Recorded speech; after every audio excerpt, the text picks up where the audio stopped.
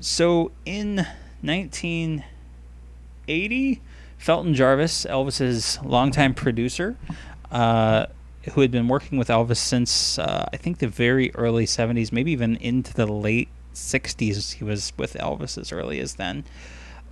He got this kind of wild hair to do an urban country Elvis album where you would strip out everything off an Elvis recording. You would strip out the backing vocals, the instrumentation, you'd leave only Elvis, and then you would overdub it with contemporary country musicians, studio players, backing Elvis up in a style that matched what was popular in country music at the time. And the result was the 1981 album Guitar Man, which I've had this for a very long time. It's one of the first Elvis LPs I actually ever had, and for the longest time didn't realize that these weren't the original versions of the songs, only finding that out later.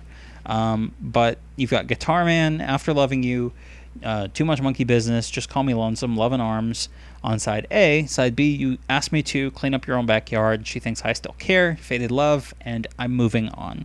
And there's a little note on the back that says, these Elvis performances have been previously released, but his voice was somewhat in the background, with strings and voices being predominant. I appreciate the opportunity to enable all those who loved him to hear these wonderful vocals. As you listen, it seems as though Elvis has re-recorded these songs today, but actually the vocals are as originally performed. I know that Elvis would love it. We certainly hope that you do, Felton Jarvis. And interestingly enough, Jerry Reed, who wrote and played on the Elvis original version of Guitar Man, came back for this and played on the 1980 version of Guitar Man as well. And that was released as a single, and it actually hit #1 on the U.S. country chart, and thereby proving that they were actually onto something with this. And interestingly enough, as we've found out in recent years, at the time there were some duets recorded for this project that never surfaced. I think there was probably some hesitation at the record company in terms of, do we allow another male vocalist celebrity to be on an Elvis recording with Elvis? Not just the Jordanaire, not just the Imperials or the Stamps or whatever, but like Jerry Reed was on Guitar Man with Elvis and actually plays it up, with some banter, like they're playing together, and it actually sounds really good and really convincing.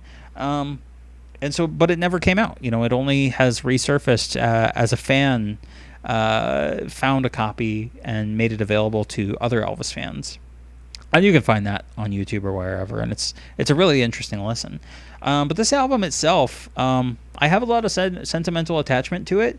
But we actually recently reviewed this on TCB Cast, and both of us really liked it. Me and Gurdeep still think it holds up. Despite Gurdeep not being a huge country music fan, and me being a massive country music fan, and it being very dated. Again, it does sound like it's from the very early 80s with those very echoey drums, the heavy reverb on the drums, very signature 80s sound. It's still pretty good, and a lot of these have a lot more of a rock edge than they get credit for. The Too Much Monkey Business and Clean Up Your Own Backyard, and obviously Guitar Man itself, with Jerry Reed on guitar, has this great guitar solo. There's a lot of rock and roll on this album as well. While it's promoted as a country music album, there's definitely country there. Don't let anybody tell you it's not.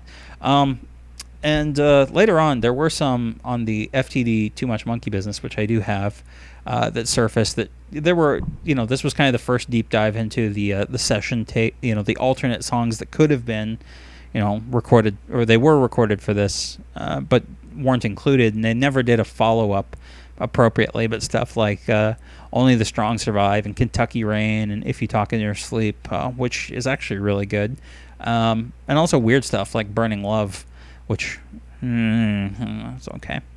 But this was an attempt at doing something different. They weren't just compiling the original masters and just calling it good. They actually threw some money behind this, and it paid off. I mean, you can't argue with a #1 country hit. Like, that's nothing to scoff at, unless you just don't like country music at all, in which case, go ahead and scoff. It's country music. Deal with it.